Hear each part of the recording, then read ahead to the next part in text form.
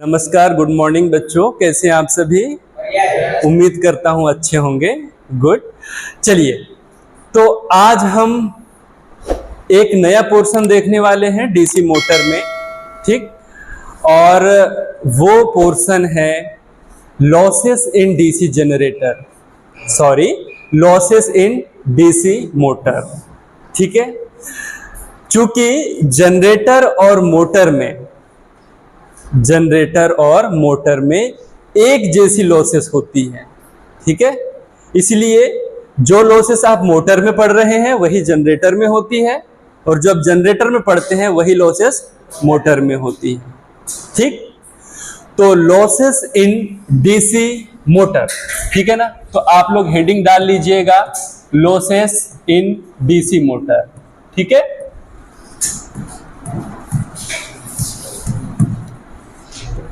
बहुत ध्यान से पढ़िएगा क्योंकि यहां से बहुत से सवाल पूछे जाते हैं, ठीक है। आप समझ पा रहे हैं ना, बहुत से सवाल पूछे जाते हैं, इसलिए आप बहुत ध्यान से पढ़िएगा। हिंदी में बोलते हैं डीसी मोटर में हानियां, ठीक। चूंकि ये मोटर डीसी से चलती है इसलिए ये डीसी मोटर है, ठीक। ओके।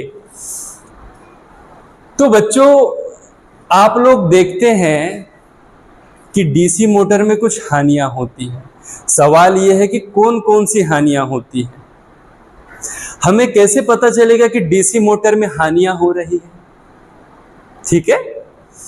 तो हमें कैसे पता चलेगा, हमें ऐसे पता चलेगा कि जो हम डीसी मोटर को इलेक्ट्रिकल एनर्जी देते हैं, कौन सी एनर्जी, इलेक्ट्रिकल एनर्जी देते हैं, वो इलेक्ट्रिकल एनर्जी पूरी तरीके से मैकेनिकल एनर्जी में कन्वर्ट नहीं हो पाती है, ठीक।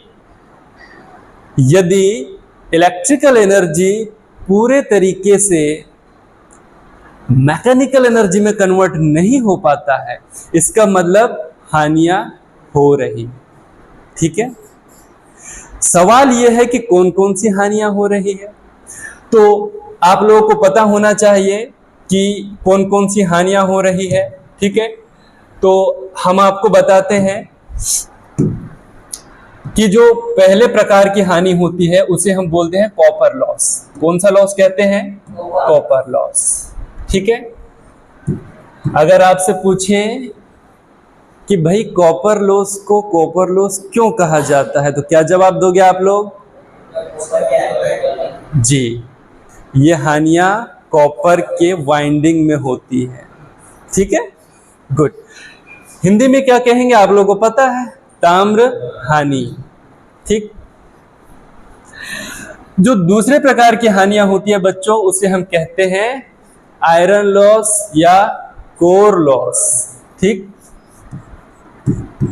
आयरन लॉस या फिर इसे हम कोर लॉस, या फिर याद रखिएगा इसी लॉस को मैग्नेटिक लॉस भी कहा जाता है, चुंबकीय हानि, ठीक। ओके। आयरन हानि या कोर हानि या चुंबकीय हानि, ठीक। ये दूसरे प्रकार की हानि है। और बच्चों, तीसरे प्रकार की जो हानि है उसे कहते हैं मैकेनिकल लॉस। कौन सी लॉस होती है, मैकेनिकल लॉस। इसको हिंदी में क्या बोलेंगे, यांत्रिक हानि। बहुत बढ़िया, है ना, मैकेनिकल लॉस। समझ में आ रहा है ना आप लोगों को।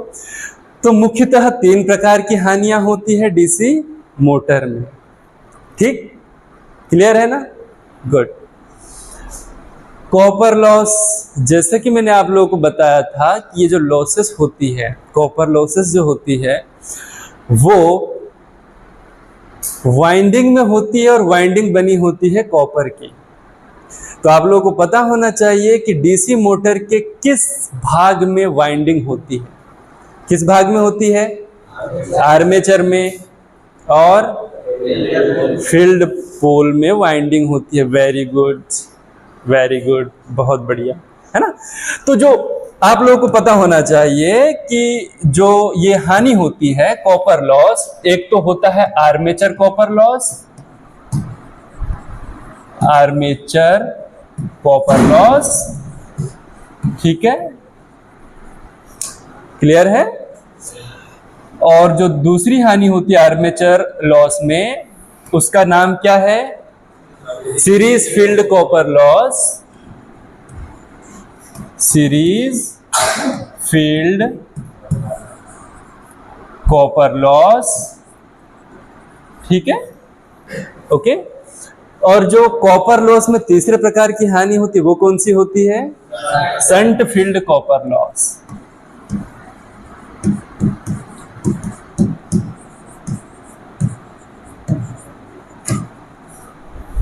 ठीक, ऑल क्लियर, ठीक। तो कॉपर लॉस में भी तीन प्रकार के कॉपर लॉस है, armature copper loss, series field copper loss and shunt field copper loss. Copper में हानि कैसे होती है, मैंने आप लोगों को बताया था कि वाइंडिंग का अपना प्रतिरोध होता है, ठीक है, कॉपर वाइंडिंग का अपना प्रतिरोध होता है। जब उसमें से करंट बहता है वाइंडिंग से, तो वो प्रतिरोध उस करंट को क्या करता है, रोकता है, और उससे होता क्या है, वोल्टेज ड्रॉप होता है। और वो वोल्टेज ड्रॉप हमें ऊष्मा के रूप में दिखता है। किसके रूप में दिखता है, ऊष्मा के रूप में। मतलब आप देख पा रहे हैं कि यहां पर इलेक्ट्रिकल एनर्जी हीट एनर्जी में कन्वर्ट हो रही है, मतलब वैद्युतीय ऊर्जा ऊष्मीय ऊर्जा में परिवर्तित हो रही है। किस ऊर्जा में परिवर्तित हो रही है, ऊष्मीय ऊर्जा में। तो क्या हमें जो आउटपुट मिलना चाहिए वो मिल पाता है क्या, नहीं, ठीक। तो आर्मेचर कॉपर लॉस, जो कॉपर लॉस के अंतर्गत हानि होती है, आर्मेचर कॉपर लॉस, याद रखना ये हानि सबसे ज्यादा होती है डीसी मशीन में, या बोलो डीसी मोटर में। क्यों, क्योंकि ज्यादा वाइंडिंग किस में है, आर्मेचर में है। याद रखना जो टोटल हानियां होती है डीसी मोटर में, वो टोटल हानि का 30 से 40% जो लॉसेस होती है वो केवल किस में होती है, आर्मेचर कॉपर लॉस, बच्चों, ठीक है ना।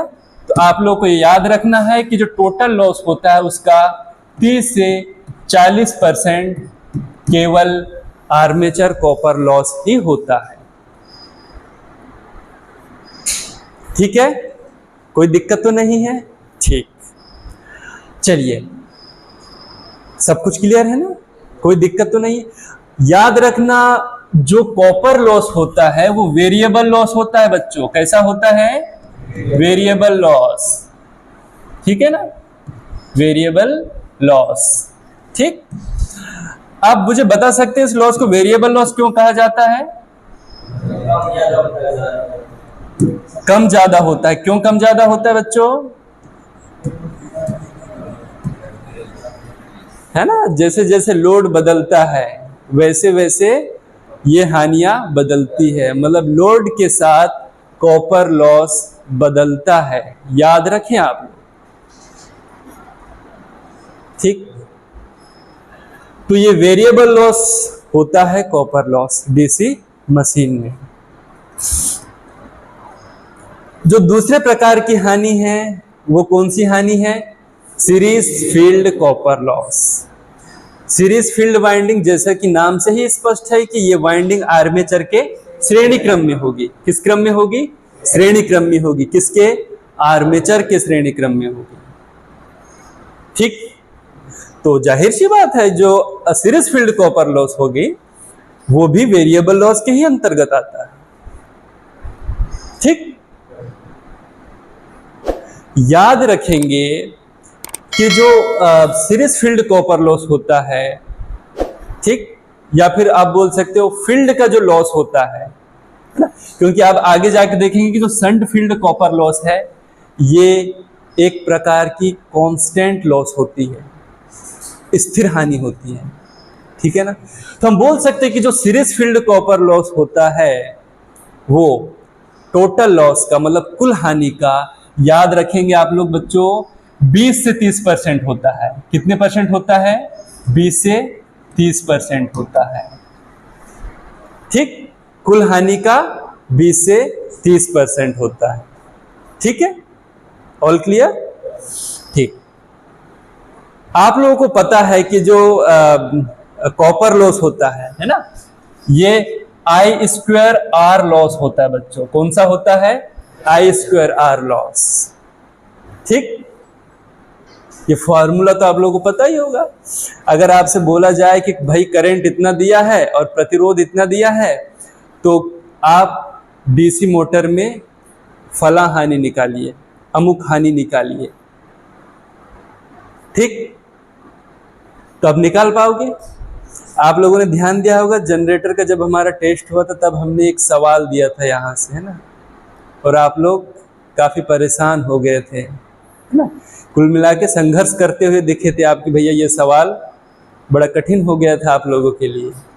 ठीक है ना, लेकिन बहुत सरल होता है यदि आप समझ लेते हैं तो। ठीक, हाँ ठीक है भाई। अगली जो हानि है वो शंट फील्ड कॉपर लॉस होती है। ठीक, चूंकि ये शंट फील्ड कॉपर लॉस है तो I²R तो होगा, ठीक है ना, लेकिन चूंकि शंट फील्ड है तो यहां क्या लिख सकते हैं हम? SH। आर्मेचर में क्या लिख सकते हैं? I²R, लेकिन चूंकि आर्मेचर है तो RA। ठीक, वैसे आप सीरीज में क्या लिख देंगे? SE, I²R SE, चूंकि सीरीज फील्ड है, कोई दिक्कत तो नहीं है। ठीक, तो बच्चों याद रखना कि जो शंट फील्ड कॉपर लॉस होता है वो एक प्रकार का कांस्टेंट लॉस होता है डीसी मोटर में, क्योंकि मैंने आप लोगों को बताया था कि इसमें नो लोड से फुल लोड तक करंट लगभग स्थिर रहता है। किस वाइंडिंग में? शंट फील्ड वाइंडिंग में। और जब करंट स्थिर रहेगा तो लॉस भी क्या रहेगा? स्थिर रहेगा, वो ज्यादा परिवर्तित नहीं होगा। सब कुछ क्लियर है? ठीक, चलिए बहुत बढ़िया बच्चों। तो कॉपर लॉस आप लोगों को समझ में आया होगा। और एक बात याद रखिएगा, आप लोगों को पता है वाइंडिंग के अलावा और कौन सा ऐसा भाग है जो कॉपर का बना है? कम्यूटेटर। तो बच्चों आप लोगों को याद होगा कि हमने बताया था कि जो कम्यूटेटर होता है उससे स्पर्श करता है क्या? Carbon brush. तो याद रखना, कार्बन ब्रश स्पर्श करता है मतलब घर्षण करता है किसके ऊपर? कम्यूटेटर के ऊपर। ठीक, तो जो कार्बन ब्रश का कांटेक्ट रेजिस्टेंस होता है, कौन सा रेजिस्टेंस होता है? कार्बन ब्रश का कांटेक्ट रेजिस्टेंस। कांटेक्ट रेजिस्टेंस, इस रेजिस्टेंस के कारण बच्चों याद रखना है आपको, ये जो रेजिस्टेंस को हम गिनते हैं, ठीक है, सॉरी, इस रेजिस्टेंस के कारण जो लॉस होता है, ठीक है, कार्बन ब्रश कांटेक्ट रेजिस्टेंस के कारण जो लॉस होता है उस लॉस को हम कॉपर लॉस के अंतर्गत ही गिनते हैं। किसके अंतर्गत गिनते हैं? Copper loss, contact resistance. ठीक है ना, कोई दिक्कत तो नहीं है आप लोगों को? ठीक, अगली जो हानि है वो कौन सी हानि है? आयरन हानि। आप बता सकते हैं इसे आयरन हानि क्यों कहते हैं?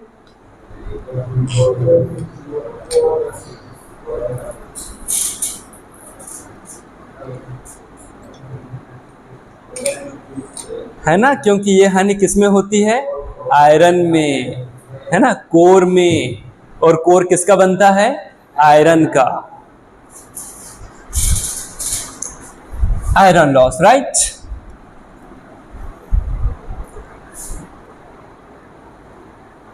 आप लोगों को पता होगा कि डीसी मशीन में या डीसी मोटर में जो कोर होता है वो आयरन का बना होता है। और याद रखिएगा कि इनमें जो हानियां होती है वही आयरन लॉस या फिर कोर लॉस होता है।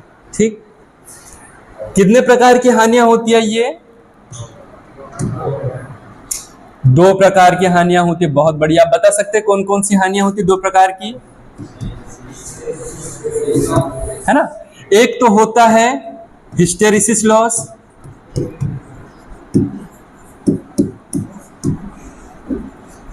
और जो दूसरी लॉस होती है वो कौन सी होती है? Eddy current loss. Eddy current loss. ये पेन दिख पा रहा है आप लोगों को? ठीक है। Hysteresis loss and eddy current loss.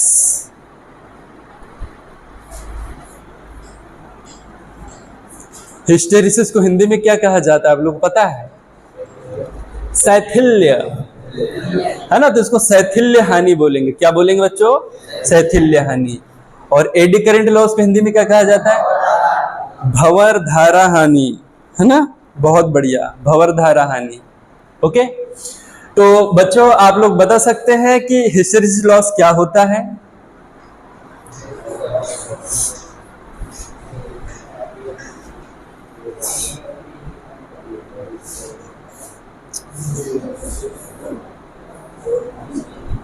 Okay, हाँ, आप लोगों को पता है, ठीक है ना, कि जब किसी चुंबकीय पदार्थ को बार बार चुंबकित और विचुंबकित किया जाता है ना, तो जो लॉसेस होती है वो कौन सी लॉसेस होती है?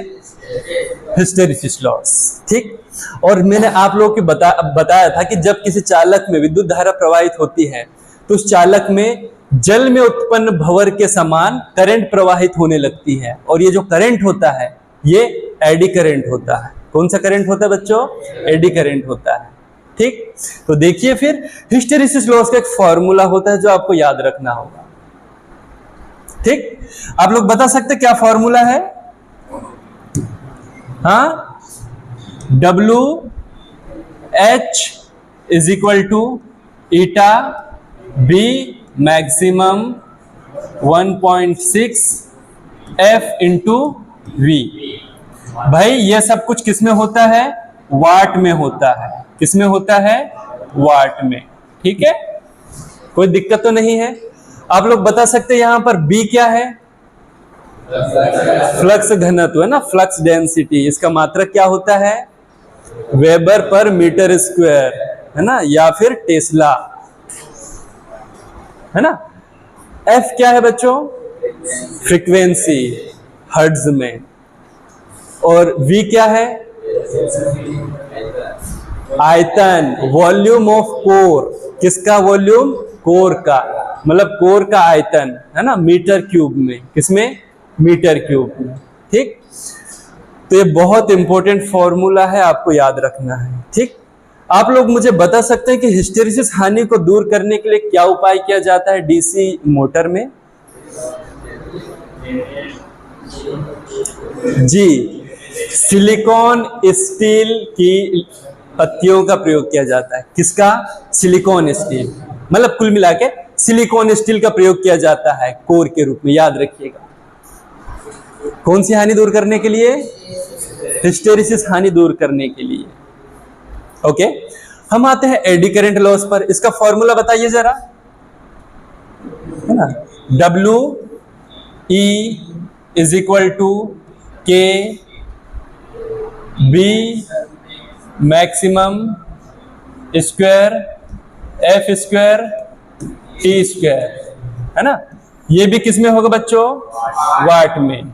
ठीक, आप लोग मुझे बता सकते हैं यहाँ पर बी क्या है? फ्लक्स घनत्व। एफ क्या है? फ्रीक्वेंसी। और टी क्या है? थिकनेस ऑफ लेमिनेशन, लेमिनेशन की मोटाई। मोटाई किसमें? एमएम में। ठीक, बहुत बढ़िया। तो आप लोग मुझे बता सकते हैं कि एडी करंट लॉस को दूर करने के लिए क्या उपाय किया जाता है? जी, लेमिनेटेड कोर का प्रयोग किया जाता है ना। मतलब आप लोगों ने सुना होगा कि पटलित क्रोड का प्रयोग किया जाता है, मतलब लेमिनेटेड कोर का प्रयोग किया जाता है। किस हानि को दूर करने के लिए? एडी करंट हानि को दूर करने के लिए। ठीक, तो बच्चों आप लोगों को याद रखना है कि जो आयरन लॉस है या कोर लॉस है या इसी को मैग्नेटिक लॉस बोलते हैं, ये कुल हानि का बच्चों याद रखना 10 से 20% तक होती है। और याद रखना ये एक प्रकार की कौन सी हानि है, वेरिएबल या कांस्टेंट? कांस्टेंट लॉस है। मतलब ये ऐसी हानि है जो लोड के बदलने से बदलता नहीं है, या बोल सकते हो लगभग स्थिर रहता है। ठीक है, ओके। तो ये एक प्रकार का कांस्टेंट लॉस है, ये आपको याद रखना है बच्चों। ठीक है, कांस्टेंट लॉस। सब कुछ क्लियर है? यहां पर कुछ पूछना तो नहीं है? ठीक, आप लोगों को इधर ध्यान देना है, उधर नहीं। ठीक, तो ध्यान इधर देना है। ठीक, जो तीसरी और आखिरी हानि है जिसे हम कहते हैं मैकेनिकल लॉस, हिंदी में यांत्रिक हानि। बहुत बढ़िया। यांत्रिक हानि से क्या समझते हैं आप लोग? कितने प्रकार की होती है भैया यांत्रिक हानि? 2 प्रकार की। बता सकते हैं कौन कौन सी? एक फ्रिक्शन लॉस और एक विंडेज लॉस, राइट। फ्रिक्शन को हिंदी में क्या बोलते हैं भाई? घर्षण हानि, वेरी गुड। और जो दूसरी हानि है जिसको हम क्या बोलते हैं? Windage loss. इसका क्या मतलब होता है भाई? वायु घर्षण हानि। ठीक। मैकेनिकल लॉस आप लोगों को पता, फ्रिक्शन लॉस, घर्षण कहाँ होता है? बियरिंग। तो याद रखने जो घर्षण हानि होती है ये बियरिंग के कारण होती है। किसके कारण होती है? बियरिंग के कारण। ठीक। और जो विंडेज हानि होती है ये किसके कारण होती है ना? आर्मेचर के साथ वायु के घर्षण से, या बोल सकते हो शाफ्ट के साथ वायु के घर्षण से। क्योंकि आप लोग जानते हो कि यदि मशीन घूम रही है और वायु की गति अच्छी खासी है, तो वो वायु जब आपके आर्मेचर या शाफ्ट के साथ घर्षण करेगा तो उसकी स्पीड को क्या कर देगा? वो थोड़ा बदल सकता है, परिवर्तित कर सकता है। मतलब उसकी जो स्पीड है थोड़ा चेंज हो सकता है, चेंज हो सकती है। ठीक। तो आर्मेचर के साथ यदि वायु का घर्षण होता है ना, तो मशीन की गति में थोड़ा परिवर्तन हो सकता है। तो इस प्रकार की जो हानि है उसको हम कौन सी हानि बोलते हैं? विंडेज हानि। ये आपको याद रखना। ठीक। ये याद रखना बच्चों, मैकेनिकल हानि भी एक प्रकार की स्थिर हानि ही होती है, कांस्टेंट लॉस होता है। कौन सा लॉस? ठीक है ना, मैकेनिकल लॉस। ठीक। तो यहां तक आपको सब कुछ क्लियर है। एक बात आप लोग ये भी याद रखिए कि ये हानि जो मैकेनिकल लॉस होता है ये भी टोटल लॉस का 10 से 20% ही होता है। कितना होता है ये? कुल हानि का 10 से 20% होता है। क्लियर है? ओके, क्लियर है? ठीक, बहुत बढ़िया। चलिए, तो आप लोग समझ पा रहे होंगे कितना इम्पोर्टेंट है ये, और एग्जाम में सवाल बहुत बनते हैं यहां से। ठीक बच्चों, मैंने आप लोगों को एक हानि बताई थी जिसको हम बोलते हैं स्ट्रे लॉस। कौन सा लॉस? Stray loss. इसको हिंदी में बोलते हैं विपथित हानि। विपथित हानि। स्ट्रे लॉस क्या होता है? यदि हम आयरन लॉस या कोर लॉस या मैग्नेटिक लॉस और मैकेनिकल लॉस को मिला दे तो जो हानि बनती है वो कौन सी होती है? स्ट्रे हानि। मैं यहां पर लिख देता हूं, stray loss is equal to, ठीक है ना, आप देख पा रहे हैं ना? ठीक है ना, stray loss is equal to magnetic loss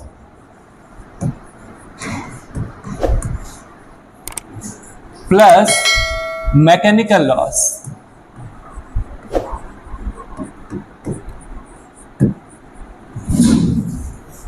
ठीक। यदि चुंबकीय हानि और यांत्रिक हानि को जोड़ दे, दोनों स्थिर हानि है याद रखना, तो कौन सी हानि बनती है? स्ट्रे हानि। बच्चों ये एग्जाम में पूछा गया सवाल है, ठीक है ना, कि स्ट्रे हानि क्या होती है। ठीक। तो magnetic loss plus mechanical loss stray loss होता है। ठीक, ओके। मैंने आप लोगों को बताया था कि मशीन उच्चतम दक्षता के साथ काम करे, हाई कैपेसिटी के साथ काम करे, उसके लिए क्या परिस्थिति होती है, क्या कंडीशन होती है? उच्चतम दक्षता के साथ मशीन काम करे, इसके लिए क्या कंडीशन होती है?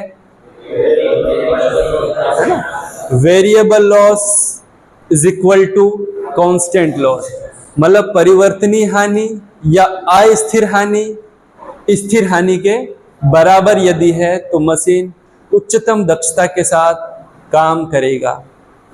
आप समझ पा रहे हैं ना? तो कुल मिला के बहुत ही इंपॉर्टेंट है डीसी मोटर में हानियां।